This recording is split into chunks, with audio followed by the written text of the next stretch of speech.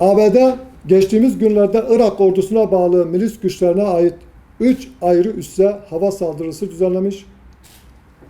Saldırılarda 28 kişi hayatını kaybetmişti. Son olarak İranlı General Kasım Süleymani'nin de olduğu bir grup hedef alındı. ABD Özgürlük Operasyonu adıyla 2003 yılında gerçekleştirdiği işgalin ardından bir yandan Irak'ta askeri yapılanmaya giderken aynı zamanda provokatif saldırılarla başta Irak olmak üzere bölgede gerilimi tırmandırmaktadır. Ekim ayından bu yana kitlesel gösterilerin ve şiddet eylemlerinin yaşandığı, siyasi krizin tırmandığı Irak'ta savunma saldırıları adı altında gerçekleştirilen katliamlarla kaotik durum derinleştirilmektedir. İranlı resmi yetkililerin doğrudan yapması da Trump yönetiminin bölgeyi yeni bir savaşa sürükleme projesidir. Irak'ta siyasi istikrarı engelleyen ve ülkenin güvenlik politikasını çökertme amaçlı ABD müdahalesine karşı mezhep ve ideoloji gözetmeksizin tüm siyasi, dini ve ideolojik gruplar bir araya gelmeli, ABD'nin ülkedeki askeri varlığının sonlandırılması için gerekli adımlar atılmalıdır.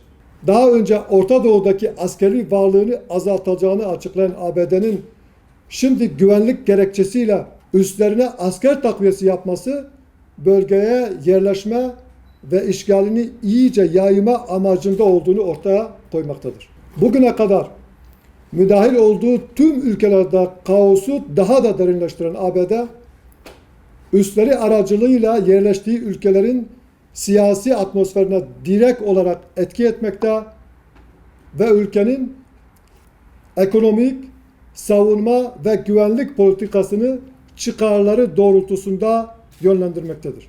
Bu anlamda Irak merkezi hükümetinin aldığı Irak'taki yabancı ülke askerlerinin Irak topraklarında bulunmaması kararı önemlidir. Bu kararın uygulanması için bölge ülkeleri ve uluslararası kuruluşlar etkin rol almalıdır. Yaşanan son olay, ABD ve işgal rejimine karşı birlikte hareket etmenin zorunlu olduğunu, ABD ve işgal rejimi İslam beldelerinden çıkarılmadan sulh ve huzurun bölgeye gelmeyeceğini bir kez daha göstermiştir. Bu vesileyle Türkiye'nin de Irak'taki olaylardan gerekli dersi çıkararak ülkedeki ABD üslerinin kapatılması için adım atmaya davet ediyoruz. Somali'nin başkenti Mogadishu'da bomba yüklü araçla gerçekleştirilen bir patlamada çoğu sivil en az 90 kişi yaşamını yitirdi. Saldırıda hayatını kaybedenlere Allah'tan rahmet, yaralılara acil şifa diliyoruz. Sivillerin katledildiği saldırıyı üstlenenler, Türkiye'yi ülkenin kaynaklarını sömürmekle suçlayarak hedefin Türkiye konvoyu olduğunu açıkladılar. Dünyanın en yoksul ülkelerinden biri olan gıda eksikliğinin yanı sıra hastalık ve yoksullukla da mücadele eden ülkede hastane, havalimanı, yol gibi yatırımlar gerçekleştiren Türkiye'nin hedef alınması, ıslah ve refahı sağlayacak insani yatırımların durmasını amaçlamaktadır. Ülkedeki ekonomik çöküntüye rağmen çözüm odaklı bir politika izlemek yerine sivillerin hedef alındığı şiddet eylemlerine odaklanan silahlı örgütler istikrarın önündeki en büyük engellerdendir. Söz konusu saldırılar Türkiye'nin insani yardım politikasını sekteye uğratmamalıdır.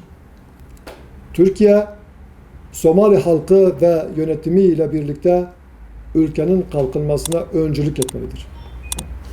Teşekkür ederim.